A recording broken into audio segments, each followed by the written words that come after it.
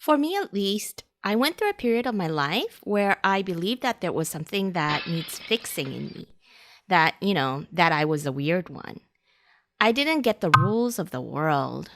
I didn't get why a competitive, high-paying job was important when after our basic needs are met, money was just a number. I didn't get why anyone would want power and control when none of that stuff was real. And what in the world was status, and why was everyone so motivated to get it? None of that stuff felt real. And I was frustrated with myself and thought that maybe I was the crazy one here.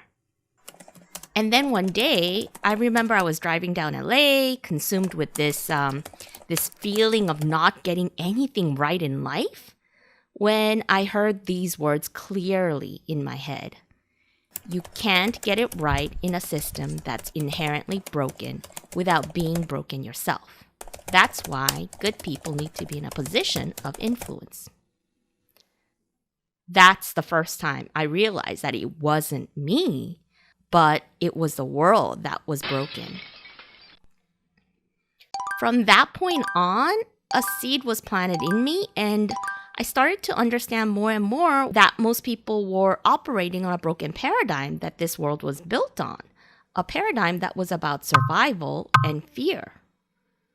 But I also started to see that there was some rare people out there that are more spiritually mature who don't fit into this old paradigm.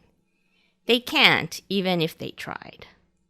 They were born with a new paradigm embedded in their very being, ready to bring it forth at the right time. Now, if you're watching this video, you're someone who's here to birth a new world. You were specifically born here at this time to bring forth a new paradigm and build it here on Earth.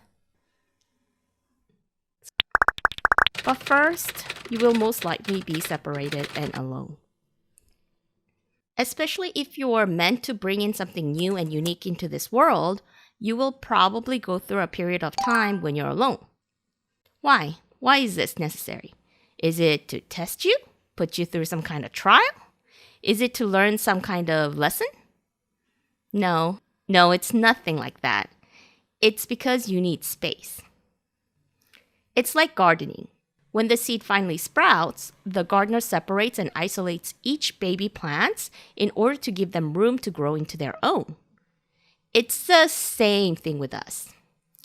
A new narrative or a new paradigm is being birthed through you, which will eventually be left behind for new generations to build on. But because this delicate birthing process could be disturbed, the divine plan would be to isolate you from people who still hold on to the old narrative, the old paradigm, for the sake of everyone involved. In other words, you're being isolated so that you can grow into your own unique selves. If you're not isolated, you might become derailed. Especially if you are still freshly awakened and the new narrative hasn't taken a strong hold yet, you can easily get derailed, and that would be a great loss for the world. There can be unnecessary contention if you're around people who still operate on old paradigm, and that's almost a guarantee. It happened to me when I was going through an intense shift. A lot of people around me got upset and threw judgments at me. For example, I used to be someone who gave way too much to a point where there was no me, but only them in our dynamic. So I tended to attract one-sided codependent relationships, mostly people who needed constant validation, attention, and assurances. So my husband, Jay, used to joke that I'm that person who collects injured stray animals, but I do it with people. But as my spiritual awakening intensified, I found myself no longer able to tolerate unilateral dynamics. It was this powerful force inside me that had zero tolerance for unhealthy relationships. Before, no matter how badly or selfishly someone acted, I was the patient, understanding voice who embraced them as they were. But after my spiritual awakening intensified, I no longer had patience for that stuff. I needed a more of a balanced relationship. And what I found out was when I refused to be the only one giving, people around me became confused and then contentious. One person even got angry and asked, where was the friend that they knew?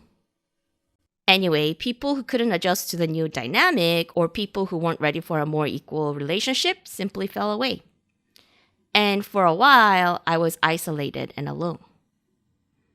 But in the grand scheme of things, being alone was what I needed to come into my own without unnecessary judgments and resistance from people. Like, if I had remained in the unhealthy relationships, I would have spent too much energy resisting them and might have started questioning myself. And in the worst case scenario, it might have ultimately derailed me. In conclusion, by the way, people who are still in the old paradigm are not to be blamed or judged. They need to be who they are being right now. It's important for their growth that they are. Remember, each of us has our time, and they'll have their time too. It might not be in this lifetime, but their time will come.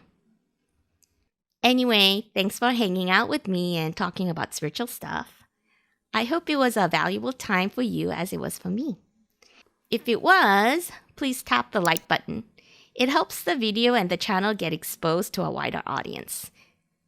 Have a wonderful week, and I'll talk to you soon. Regards, Ray. Oh no. Thank you.